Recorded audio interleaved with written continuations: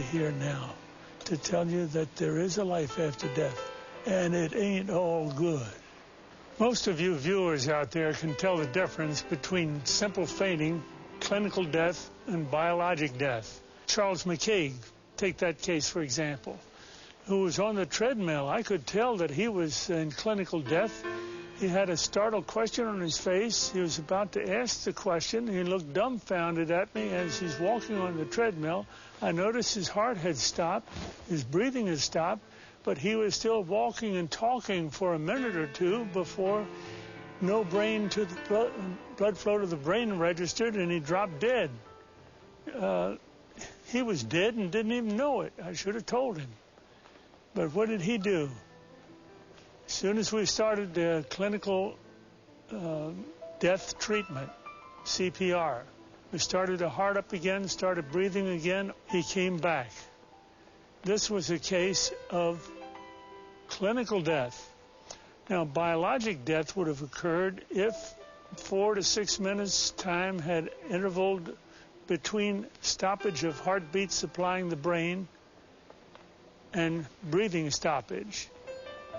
After that, brain cells, as the most sensitive cells in the body, start dying. Rigor mortis sets in, meaning stiff as a board, and now we need the resurrection. Only God can do a resurrection. We're doing resuscitation, something we're permitted to do. And now we want to introduce to you Howard Storm, an art and literary professor who was in Paris with his class when he suddenly had a stomach rupture, an ulcer rupture, peritonitis, shock, sudden death, clinical death, resuscitation, hell experience. I was a 38-year-old college professor, and I taught art, and I had taken a group of students and my wife, and we had gone around Europe, and we had just done a 3-week tour, and this was the next to the last day. And we were in Paris, and at 11 o'clock in the morning, I had a perforation of my stomach.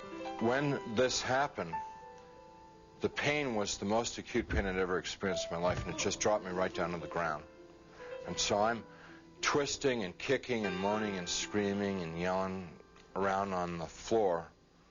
And my wife called the desk, and they called an emergency service. A doctor came, and he called an ambulance because he knew what was wrong, and they took me about 8 miles across town to the public hospital, to the General Hospital of Paris, where I was taken into emergency, examined by 2 more doctors who knew exactly what was wrong with me, and then they took me away to the surgery hospital, which was a couple blocks away.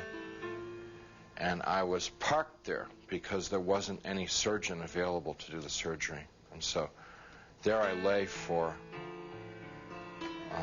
8 to 10 hours in that hospital with no medication, no examination, no attention whatsoever, awaiting a surgeon to come to give me this operation that was critical. And it's now 8:30 at night. Nurse came in and said that they were very sorry they weren't able to get a doctor for me, and they'd get one the next day.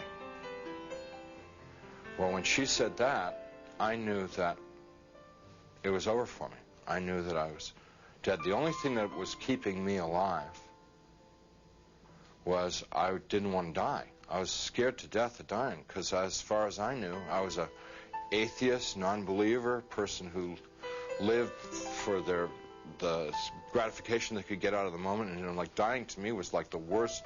I mean, next to the pain, dying was the worst thing that could happen to you because it's the end of life and there was no more. There wasn't anything else. But when she said that, the idea of trying to exist for another minute, another hour in this pain, it wasn't worth it anymore. I'd been hanging on in the hopes that they told me that they'd get a doctor and do the surgery and open me up and fix the problem inside of me, but when they said they couldn't get one. So I said to my wife, it's time for us to say goodbye because I'm going to die now. And she got up and she put her arms around me.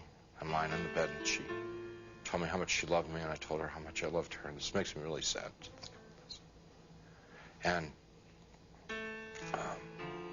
We made our goodbyes. You know, said those things that you'd say to we'd been married 20 years, say all those kinds of things. I can't tell you because I'll just start crying, but she finally sat down because she knew it was over. And I knew. And it was just so hard looking at her, crying like that, and I just closed my eyes. Just let it go. And I went unconscious. I probably was unconscious for a very short while. A few minutes, probably. And I was conscious again. And I looked, opened my eyes and looked, and I was standing up next to my bed. And I knew exactly where I was and what the situation was. I mean, there was no confusion in my mind. I felt more alive, more real than I've ever felt in my life. You know, people ask me, you know, were you a ghost? I was just the opposite. Very alive. As I'm looking around the room, I see that there's, underneath the sheet on the bed, there's something under the sheet, a body. And so I bent over the bed. The head was turned away from me, and I looked at the face, and it looked like me. But that wasn't possible because I was standing there. I'm alive. I'm great, you know. I mean, I'm more than great. I'm like, you know. And so I tried to talk to my wife. Can't you hear me? And can't you hear me? You know, she couldn't hear me or see me. That's not me. But I thought that she here? just was ignoring me. So I got very angry at her for ignoring me, for not paying attention to me. And I'm screaming and yelling at her, what's going on here? Why is this body in the bed that looks like me, and how to get there and stuff like that? And I had a sneaking suspicion that the body in the bed was me. But I didn't want to think about that because that was too scary.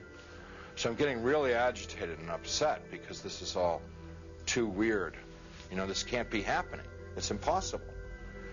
I've got a hospital gown on, and it's like really, everything's really real. And I hear people calling me outside the room, and they're saying to me in soft, gentle voices, Howard, you got to come with us now. Come quickly. Come out here. So I go over to the doorway of the room, and there's people out in the hallway, and they're the hallway's dank. It's gray. It's not light or dark. It's just gray, and they're all in grayness, and they're men and women, and what they're wearing might possibly be hospital uniforms. And I asked them if they were from the doctor to take me to the operation. And I told them, I said, I'm really sick, and I'm going to have an operation, and I'm going to die if I don't get this operation. And I was supposed to have the operation 8 hours ago, and I'm telling them all this stuff, and they're going, well, we know, we understand. You know, you got to come quickly. Howard, come out here. Howard, you have to come with us. Howard, we've been waiting for you. Waiting. I left the room, which was real, clear, bright, and went into the hallway, which was dank and hazy, and followed these people. We had a very long journey.